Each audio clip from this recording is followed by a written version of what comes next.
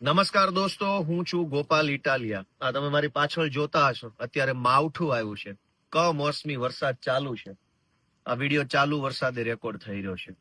ખેડૂતોને મગફળીમાં, સોયાબીનમાં, કપાસમાં, લગભગ તમામ પ્રકારના વાવેતરમાં ખૂબ મોટા પાયે નુકસાન થયું છે આ વરસાદના કારણે. ગઈકાલ રાતથી જ વરસાદ આવે છે.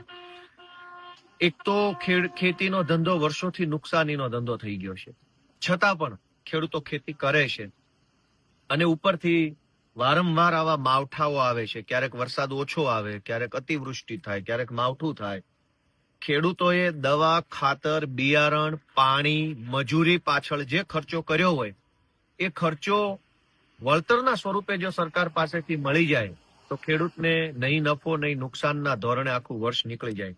પરંતુ સરકારમાં અહંકાર છે ભાજપની, એટલે એ લોકો સાંભળતા નથી. ત્યારે ખેડૂતોના મુદ્દા ઉપર અવાજ ઉઠાવવા માટે, ખેડૂતોના મુદ્દાની રજૂઆત કરવા માટે, ખેડૂતોના પ્રશ્નો સાંભળવા માટે દિલ્હીના પૂર્વ મુખ્યમંત્રી અને આમ આદમી પાર્ટીના રાષ્ટ્રીય કન્વીનર શ્રી અરવિંદ કેજરીવાલજી અને શ્રી ભગવંત માન સાહેબ પંજાબના મુખ્યમંત્રી શ્રી યશુદાન ગઢવી સહિત અમારા તમામ નેતાઓ આવનારી તારીખ 31 ઓક્ટોબરના રોજ સુરેન્દ્રનગર જિલ્લાના સુદામડા ખાતે બપોરે 1 વાગ્યે પધારી રહ્યા છે.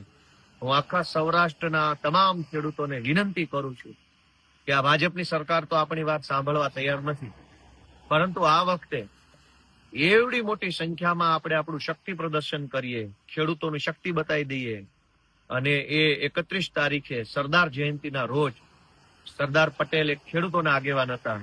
એમની જન્મ જયંતિ નિમિત્તે આખા ગુજરાતભરમાંથી, આખા સૌરાષ્ટ્રથી એટલી વિશાળ સંખ્યામાં ખેડૂતો ઉપસ્થિત રહે કે ભાજપની સરકારના આંખ કાન ખુલી જવા જોઈએ.